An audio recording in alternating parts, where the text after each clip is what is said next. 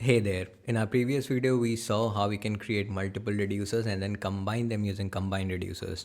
Now before plugging this Redux store that we created into our React apps, we'll have to convert our reducers into pure functions first. So let's see what are pure functions. A pure function by definition is a function which for a given set of inputs always produces a predictable output.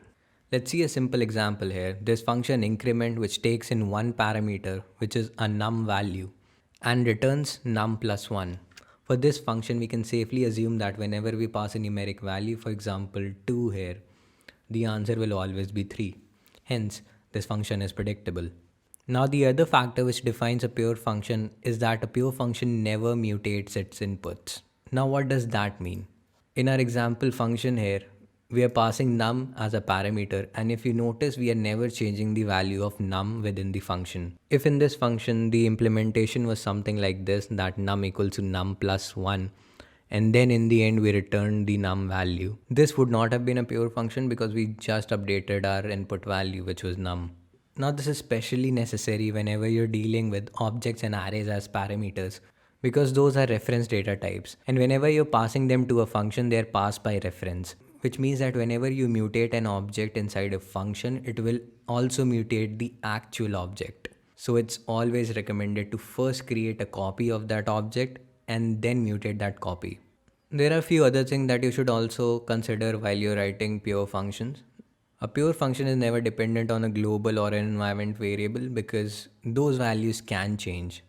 And if those values change, the function will become unpredictable. Now we're done with the theory part, let's go ahead and change our reducers to pure functions. Now you might ask the question that why do we even need to make our reducers pure functions? The answer is simple. Whenever we're dealing with state values in React, the state values cannot be mutated directly. And since we'll be using the Redux store to store our state values, we'll have to make sure that our reducers are not directly updating the state values. So let's go ahead and see how we can do that. Okay, so we're back here on VS Code. If you remember, this is what a reducer looks like as of now.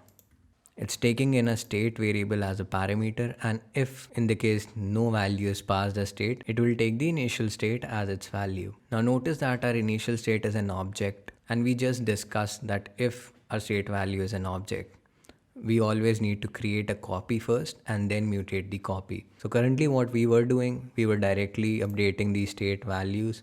So we're saying state.counter and incrementing it directly. And here if you notice, we're assigning a new name to state.name value.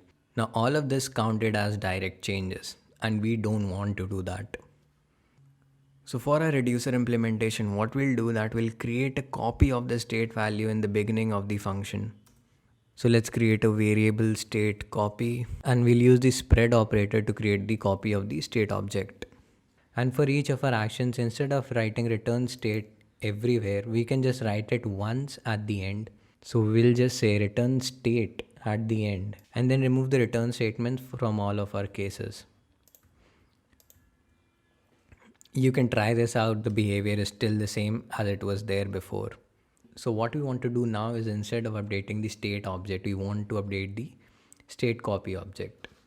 So here we'll say state copy dot counter plus plus, and here similarly it will be decrement. And when we are updating the name value, we'll update the name in the state copy object.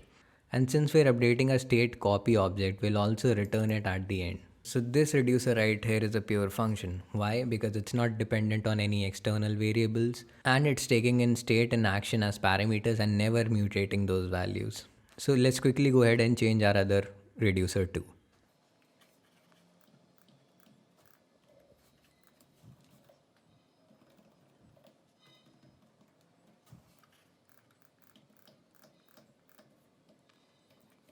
And now just to check if everything is working fine, we'll go ahead and run our main script again.